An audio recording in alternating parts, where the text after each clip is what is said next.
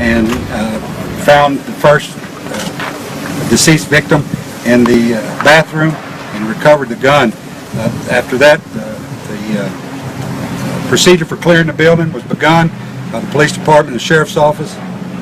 When the building was determined that it was cleared, then it was found that we had one young lady who had been shot in the lower proportion of her body, and one victim who had been shot and turned out to be looks like self-inflicted gunshot wound.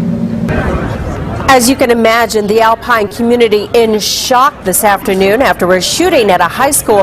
This is video from KWES in Midland, Odessa. A 14-year-old freshman is dead after sheriff deputies say she shot another student and then turned the gun on herself. Good afternoon, and thank you for joining us on air, online, and on your mobile. For ABC 7 at 4, I'm Stephanie Guadian. We want to get right to the latest on that Texas high school shooting. This happened just before 9 this morning at Alpine High School.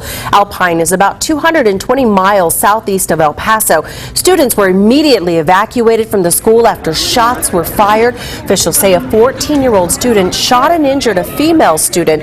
The 14-year-old died of an apparent self-inflicted gunshot wound. Her name has not been released. The victim was hospitalized and is now in stable condition. Her injuries not considered life-threatening.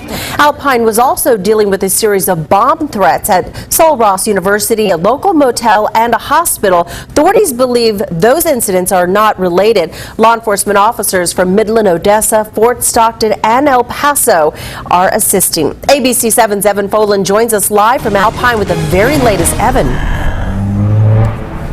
Stephanie, I want to show you exactly what I'm seeing right now. We showed up no more than 30 minutes ago, but if you look over my right shoulder, you can see a heavy law enforcement presence, Alpine police, sheriff deputies all on scene, and then just behind me, Alpine High School, taped off with that yellow tape. I've seen investigators, deputies, and police officers going in and out of that school. That's all because a 14-year-old girl opened fire on a fellow classmate. On her way to Alpine, Brewster County Sheriff Ronnie Dotson held a news conference, and I was able to listen in via live stream from KWES in Midland, and we learned more information on the shooting, along with other threats made to the community. Sheriff Dotson saying the 14-year-old shooter was not from Alpine and had only lived in the town for about 6 months. Investigators say the shooter opened fire on a classmate inside one of the hallways of the high school before turning the gun on herself. A total of 5 shots were fired. Her body was later found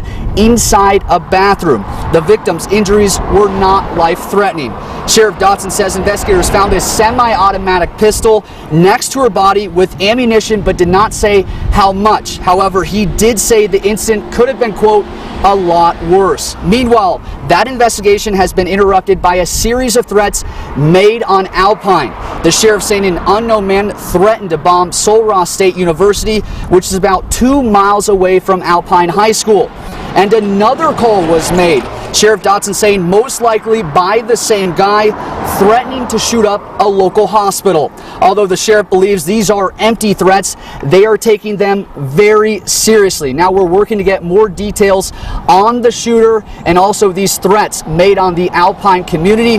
We'll be sure to give you more details coming up in our later newscasts. Live from Alpine, Texas, Evan Folan, ABC 7. Evan, thank you. Evan also learned a Homeland Security officer was injured while responding to the school shooting.